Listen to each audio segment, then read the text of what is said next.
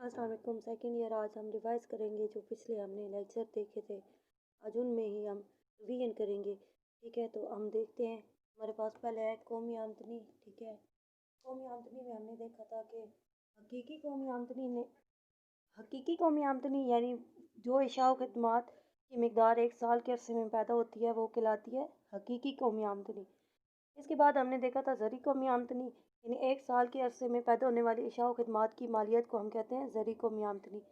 याद रखिएगा, हकीकी कौमी आमदनी में इशाओ और खदमात की मकदार को एज़ इट इज़ लिया जाता है, लेकिन ज़री कौमी आमदनी में हम इन्हीं की मकदार को इशाओ और खदमात की मकदार को ज़र की सूरत में माप लेते हैं, यानी उनकी मालियत को लिखते हैं। इसके लिए हमने टेबल देखना है। टेबल के लिए आप पहले साल लेंगे, फिर दूसरे में ज़री आमदनी, तीसरे में कीमत, चौथे में आपने कौमी आमदनी को लिया है। कोई भी 2 साल आप ले सकते हैं, जैसे हमने यहाँ पे 2005 2010 को लिया है। ज़री आमदनी फ़र्ज़ करते हैं 500 अरब होती है, जबकि हमारे पास 2010 में ये 10,000 हो जाती है। फिर कीमत हमारे पास 2005 में क्या होती है, 100 रुपये होती है, जबकि 2010 में 200 रुपये हो जाती है। हकीकी आमदनी हम मालूम कर सकते हैं। हकीकी आमदनी का फार्मूला आप याद रखिएगा कि ज़री आमदनी को कभी भी कीमतों पर डिवाइड किया जाए और मल्टीप्लाई बाय 100 किया जाए तो हमारे पास हकीकी आमदनी आ जाती है। देखिए, हमारे पास ज़री आमदनी क्या थी, 500 थी। इसको हमने डिवाइड किया, कीमत हमारे पास 100 थी, मल्टीप्लाई बाय 100 किया तो हमारे पास आंसर आया। हकीकी आमदनी भी हमारे पास कितनी थी, 500 अरब थी। अब 2010 की बात करें, 2005 के बाद 2010 की, हमारे पास ज़री आमदनी 10,000 है, जबकि कीमत 200 है। अब 10,000 डिवाइडेड बाय 200 हम करेंगे और मल्टीप्लाई बाय 100 करेंगे तो आंसर आ जाएगा 500। इसका मतलब यह है कि हमारे पास जितनी आमदनी 2005 में थी इतनी हकीकत में 2010 में है, लेकिन सिर्फ ज़र की सूरत में यानी कीमतों के डबल होने की वजह से हमें ज़री आमदनी ज़्यादा नज़र आ रही है। लिहाजा ज़रूरी है किसी भी मुल्क की तरक्की को जानने के लिए हमें हकीकी आमदनी को देखना पड़ता है, जबकि किसी भी मुल्क की आमदनियों को इकट्ठा करने के लिए, क्योंकि हकीकी आमदनी में हमें कुछ चीज़ें ग्राम में मिलेंगी, कुछ मीटर में, कुछ तादाद में, तो उसको हम जमा नहीं कर सकते। ज़री आमदनी में इसलिए हमें कन्वर्ट करना पड़ता है कि सारी चीज़ों की मालियत को यानी ज़र की सूरत में हम जब लिखेंगे तो हम उससे बआसानी बता सकते हैं कि कितनी आमदनी है। इसके बाद हमने देखा पैमाइश के तरीके। पैमाइश के तरीके में पहला हमारे पास जो तरीका होता है वो पैदावार या बाज़ारी कीमत का तरीका होता है, यानी कि मुख्तलिफ़ शोबे जैसे हैं ज़रूरी, सनती, तिजारती या खदमात के इन तमाम शोबाजात को इनकी पैदावार के हिसाब से अगर हम देखते हैं, उनकी मालियत के हिसाब से देखते हैं, तो ये हमारी पैमाइश में कौन सा तरीका होगा, पैदावार का तरीका। यानी कि ज़रूरी शोबे से अगर गंदम मिलती है, सनती से कपड़ा, इसी तरह वकील की आमदनी वगैरह, इन सब को हम इकट्ठा करें तो इस तरीके से जो हमें इनकम मालूम होगी तो हम ये क्या कहेंगे, तो हम ये कह सकते हैं कि ये तरीका है हमारे पास पैदावार या बाज़ारी कीमत का।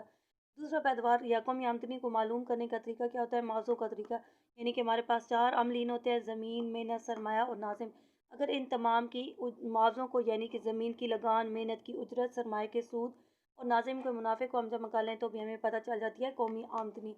इसके अलावा अगर हम देखें तो तीसरा तरीका हमारे पास होता है खर्च का, यानी कि आमदनी या तो पैदावार होती है या फिर मुआवजे होते हैं। तो तीसरी सूरत होती है हमारे पास यानी खर्च, यानी कि आम लोगों ने कितना खर्च किया, सार्फिन का खर्च, आजरीन का खर्च, हुकूमत का खर्च। यानी सर्फी खर्च को अगर प्लस किया जाए सरमाकारी के खर्च में, हुकूमत के सर्फ कितना हुकूमत ने किया है लोगों की फलाह के लिए और कितना उसने सरमाकारी किया है, अगर इन तमाम अखराजात को हम इकट्ठा कर लें तो हमें पता चल जाती है कौमी आमदनी। तो कौमी आमदनी में पैदावार का तरीका, जिसमें हम तमाम शोबाजात की पैदावारों को लिखते हैं और उनकी कीमत के ज़रिए उसे मालूम करते हैं। दूसरा तरीका था मुआवज़ों का तरीका, यानी कि जो आमलीन हमने लगाए हैं उनको जो हम मुआवजे देते हैं उनको अगर हम प्लस कर लें तो भी हमें कौमी आमदनी मालूम हो सकती है।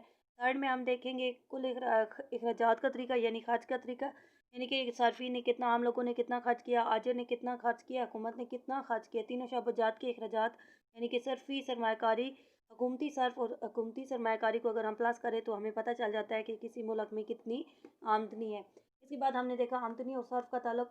आमदनी का वो हिस्सा जो ज़रूरियात पर खर्च कर देते हैं हम, वो सर्फ कहलाता है, यानी C is a function of Y. जब भी आमदनी तब्दील होगी सर्फ भी तब्दील होगा। आमदनी के बढ़ने पर सर्फ बढ़ेगा, आमदनी के कम होने पर सर्फ भी कम होगा। फिर हमने देखा औस मिलाने सर्फ यानी APC, यानी कि औसतन आमदनी और खर्च के दरमियान कौन सा रिश्ता पाया जाता है, यानी आमदनी और सर्फ की निस्बत, आमदनी और सर्फ की निस्बत को कहते हैं औस मिलाने सर्फ। फिर हमने देखा था मुख्तते मिलाने सर्फ, यानी आमदनी तब्दील हो जाती है तो उस सूरत में सर्फ में क्या तब्दीली आती है, तो आमदनी में तब्दीली यानी डेल्टा वाई, डेल्टा तब्दीली को ज़ाहिर करता है। आमदनी में तब्दीली से डेल्टा सी यानी कि सर्फ में आने वाली तब्दीली को कहते हैं हम मुख्तते मिलाने सर्फ। हाँ, याद रखिएगा कि इनके आंसर क्या होते हैं, हमेशा हमेशा इनके आंसर 0 से ग्रेटर और 1 से लेस होते हैं इनके आंसर, चाहे वो एमपीसी हो, एपीसी हो, या फिर आपके पास एपीएस हो या एमपीएस हो। इसके बाद हमने लास्ट में देखा था आमदनी और बचत का रिश्ता, यानी आमदनी का वो हिस्सा जो ज़रूरियात पर खर्च करने के बाद बच जाए, बचत कहलाता है।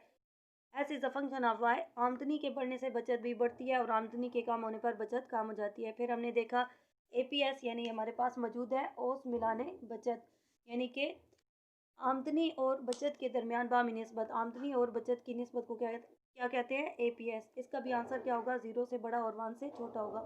इसके बाद लास्ट में हमने देखा कि एमपीएस, तो एमपीएस को हम देखेंगे औस मुख्तते मिलाने बचत, यानी आमदनी में तब्दीली से बचत में आने वाली तब्दीली की निस्बत को कहते हैं एमपीएस। तो आमदनी और सर्फ के दरमियान जो ताल्लुक होता है, आमदनी और सर्फ के दरमियान भी पॉजिटिव लिंक होता है, यानी ए के बढ़ने से, यानी अगर आमदनी बढ़ेगी तो आपका भी सर्फ भी बढ़ेगा और आमदनी कम होगी तो सर्फ भी कम होगा। इसी तरह हमने बचत के बारे में देखा, आमदनी के बढ़ने पर बचत भी बढ़ जाती है और आमदनी के कम होने पर बचत भी कम हो जाती है। लेकिन एपीसी और एपीएस, एमपीसी, एमपीएस, इनके आंसर क्या होते हैं, 0 से ग्रेटर और 1 से लेस होते हैं। अगर एपीसी और एपीएस को प्लस किया जाए, यानी कि एपीसी प्लस